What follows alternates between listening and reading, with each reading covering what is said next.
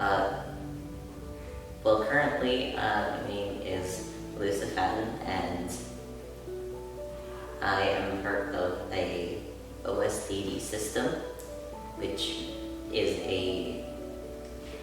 OSDD is a trauma disorder like DID, previously known as multiple personality disorder. We call our little collective of peoples Rosenheim. Our body age is 21. We just celebrated a birthday, that was fun. My pronouns are they, them.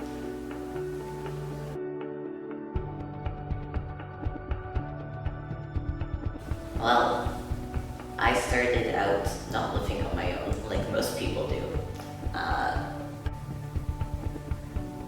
I had to devise a plan to get out of my house because I was in a very controlling situation with parents. And so I packed a lot of my things. I wrote a little note and I packed all of my stuff into a truck during an hour when my folks were out of the house and left.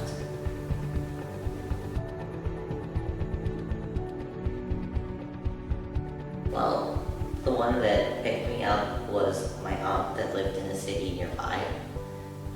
So I stayed with her for a while. I was intending to pay rent there, but I'm the opposite of functional. And so that didn't pan out. And I ended up on the streets there for a bit.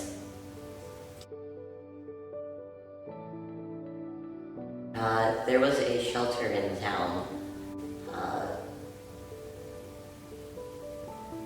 And it was during the festival time, so I was really lucky, and I had free breakfast every day.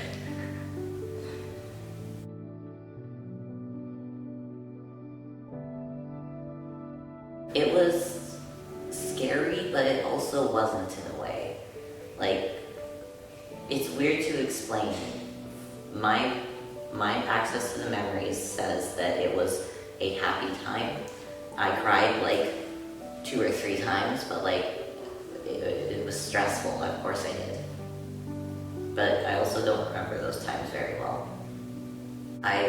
Where I stayed was really nice because I had like a lot of luggage, which was like 3 suitcases of luggage, and they let me keep it in a room because I was only staying there for like a week and a half.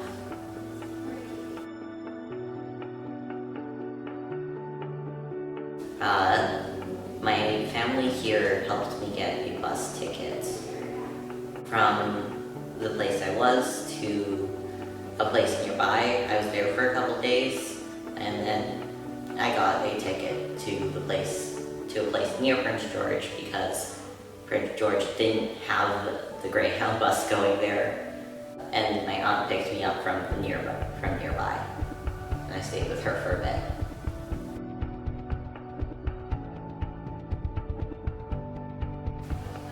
A lot of ups and downs. My first experience being in Prince George was a lot of adjusting. I lived here for about half a year beforehand when I was staying with my mother during the last bit of her life. So I had to adjust to that, but adjust to things being both new and familiar. So I would take similar walks to the way I did before, but I had to get used to the idea of not being a student.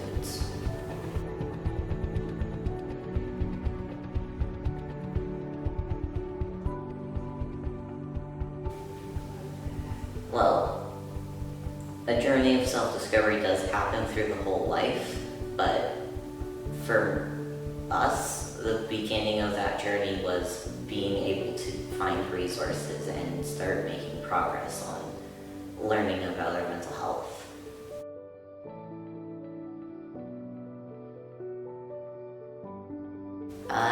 There was a few different points. The first one was Foundry. That was the sort of like the building block of a foundation. And then from there was Yap, and a couple of stores that I went into were also really nice. there was one store that was spiritual based, and I had been raised sort of in a negative light when it came to spirituality and religion, and so having that positive experience with those things made a massive impact for me.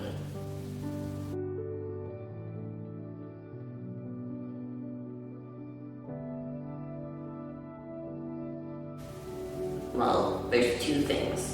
The first is find a solid foundation. If that means finding a clinic or mental health area, then that's a good start. If that means just finding a roof over your head, that's a good start. The first step is that foundation, and then the second step is looking over your needs as a person and finding what you're missing. And when I say needs, I mean like self-care needs, so like spiritual, social, those sort of things. Finding the part that you're the weakest in and learning how to make that better.